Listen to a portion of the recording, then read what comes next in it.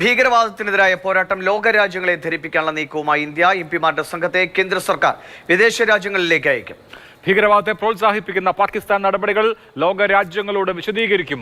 അനൂപ് ദാസാണ് വിവരങ്ങളുമായുള്ളത്. അനൂപ്, എംപിമാരുടെ വ്യത്യസ്ത സംഘങ്ങളാണോ? നേരത്തെ വന്ന ചില വാർത്തകൾ അനുസരിച്ച് പ്രതിപക്ഷ എംപിമാരും അസദുദ്ദീൻ ഒവൈസി അടക്കമുള്ള എംപിമാരും ഈ സംഘത്തിൽ ഉണ്ടാകുമെന്ന് കേട്ടിരുന്നു. ഇപ്പോൾ ഏതൊക്കെ എംപിമാർ എങ്ങോട്ടൊക്കെ പോകുന്നു എന്നുള്ള കാര്യത്തിൽ വ്യക്തതയായിട്ടുണ്ടോ? ഇല്ല, ഏതൊക്കെ എംപിമാരാണ് ഏതൊക്കെ രാജ്യത്തേക്കാണ് പോവുക എന്ന കാര്യത്തിലുള്ള ഒരു ലിസ്റ്റ് പുറത്തു വന്നിട്ടില്ല. പക്ഷേ എംപിമാരുടെ സംഘമായിരിക്കും.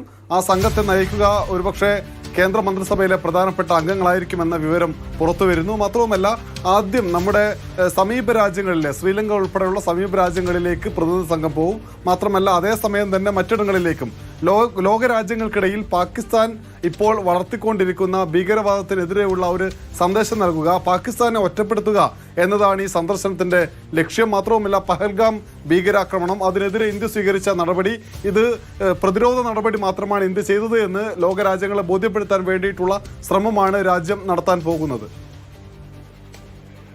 ഇതിലിപ്പോൾ അനൂപ്, എംപിമാരുടെ സംഘം എന്ന് പറയുമ്പോൾ എത്ര സംഘമുണ്ടാകും എന്നുള്ളത് വ്യക്തമായിട്ടുണ്ടോ? ഇക്കാര്യത്തിൽ ഇപ്പോൾ ചില വ്യത്യസ്ത അഭിപ്രായങ്ങൾ ഇന്ത്യ മുന്നണിയിലെ ചില പാർട്ടികളിൽ നിന്നൊക്കെ ഉയർന്നിരുന്നു. പാർലമെന്റ് സമ്മേളനം വിളിക്കാൻ ആവശ്യപ്പെട്ടിരുന്നു കോൺഗ്രസ് അടക്കമുള്ള പാർട്ടികൾ. പാർലമെന്റ് സമ്മേളനം വിളിക്കുന്നില്ല, പ്രത്യേക സെഷൻ ചേരുന്നില്ല എന്നാണ് ഇപ്പോൾ കേന്ദ്ര സർക്കാരിന്റെ തീരുമാനമെന്ന് മനസ്സിലാക്കുന്നു. അപ്പോൾ ഇത് എല്ലാ പാർട്ടി പ്രതിനിധികളും അടങ്ങിയിട്ടുള്ള സംഘമാണോ?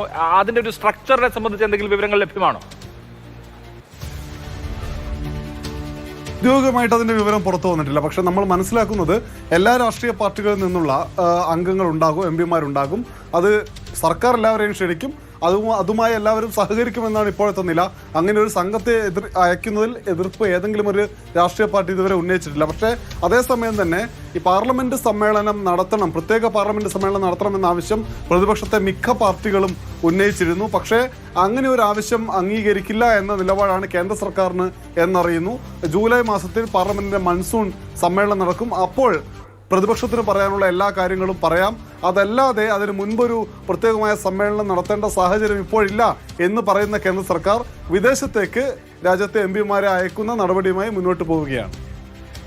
ഒരു വാർത്ത കൂടി വന്നിരുന്നത് അനൂപ് കൂട്ടിച്ചേർക്കാമെങ്കിൽ, ഇപ്പോൾ ചിദംബരത്തിന്റെ ഭാഗത്തുനിന്ന് ഇന്ത്യ സഖ്യത്തിന് എതിരായൊരു വിമർശനം. ഇപ്പോൾ ചിദംബരം എങ്ങനെയാണ് ഈ ഓപ്പറേഷൻ സിന്ദൂറിനടക്കമുള്ള കാര്യങ്ങളിൽ അദ്ദേഹത്തിന്റെ നിലപാടുകളെന്ന് കണ്ടതാണ്.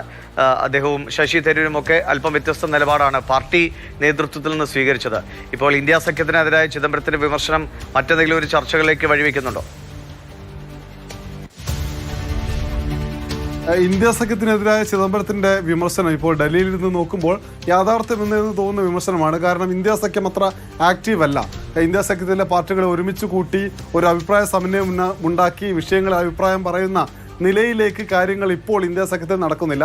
ആ കാര്യമാണ് ഇന്നലെ സൽമാൻ ഖുർഷിദിന്റെ ഒരു പുസ്തക പ്രകാശന ചടങ്ങിൽ പി ചിദംബരം പറഞ്ഞത്. അദ്ദേഹം പറയുന്നു, ഇന്ത്യ സഖ്യം ഒരു നിർജീവാവസ്ഥയിലേക്ക് പോകുന്നു എന്നാണ് എനിക്കിപ്പോൾ തോന്നുന്നത്. അതിൻ്റെ ഭാവിയെപ്പറ്റി ആശങ്കയുണ്ട്. പക്ഷേ സമയം അതിക്രമിച്ചിട്ടില്ല. ഇനിയും ഒത്തുചേരാനും മുന്നോട്ട് പോകാനും സമയമുണ്ട്.